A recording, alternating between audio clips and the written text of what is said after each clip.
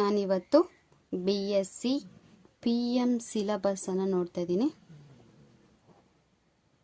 PM syllabus ಅದನ್ನು ನೋಡ್ತಾ ಇದ್ದೀವಿ ಇವಾಗ. ಓಕೆ, ಅದರಲ್ಲಿ unit 3 PM syllabus unit 3 complex integration ಅನ್ನೋದು ಒಂದು ಯೂನಿಟ್ 3 ಸಿಲಬಸ್ ಅದು. ಓಕೆನಾ, mathematics syllabus of BSc mathematics, PM BSc physics. Okay, definition first complex integration ಅಂದರೆ ಏನು ಅಂತ ಡೆಫಿನೇಷನ್ ಅದಿದೆ.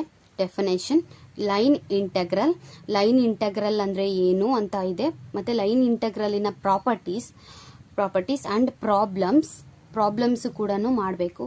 ಇದು ಲೈನ್ ಇಂಟಗ್ರಲಿನ problems and Cauchy's integral theorem, ಒಂದು ಕಾಚಿಸ್ ಇಂಟಗ್ರಲ್ ಥಿಯರಮ್ನ ಡಿರೈವ್ ಮಾಡಬೇಕು. Proof using Green's theorem. First Green's theorem ಅಂದರೆ ಏನು ಅಂತ ಒಂದು ತಿಳ್ಕೊಂಡು ಆಮೇಲೆ ಅದನ್ನು ಗ್ರೀನ್ಸ್ ಥಿಯರಮನ್ನು ಯೂಸ್ ಮಾಡಿಕೊಂಡು ನಾವು ಕಾಚಿಸ್ ಇಂಟಗ್ರಲ್ ಥಿಯರಮನ್ನು ಡಿರೈವ್ ಮಾಡ್ತೀವಿ. Next direct consequence Cauchy's integral formula.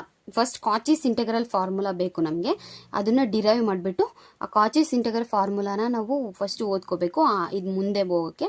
With proof Cauchy's generalised formula. It means Cauchy's generalised formula. ಇದು ಫಸ್ಟ್ ಕಾಚಿಸ್ ಇಂಟಗ್ರಲ್ ಫಾರ್ಮುಲಾನ ನಾವು ಡಿರೈವ್ ಮಾಡಬೇಕು. ಡಿರೈವ್ ಮಾಡೋ ಅದು ಬಂದಿದ್ರಲ್ಲಿ ಫಾರ್ ದಿ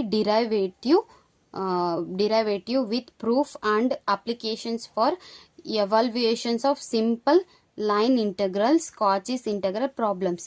ಕಾಚಿಸ್ ಇಂಟಗ್ರಲ್ ಫಾರ್ಮುಲಾ ಮೇಲೆ ಪ್ರಾಬ್ಲಮ್ಸ್ ಕೂಡ ಮಾಡಬೇಕು. ಇದಿಷ್ಟು ನಾವು complex integration syllabus of mathematics BSc. It is a complex integration unit 3. Okay, thank you.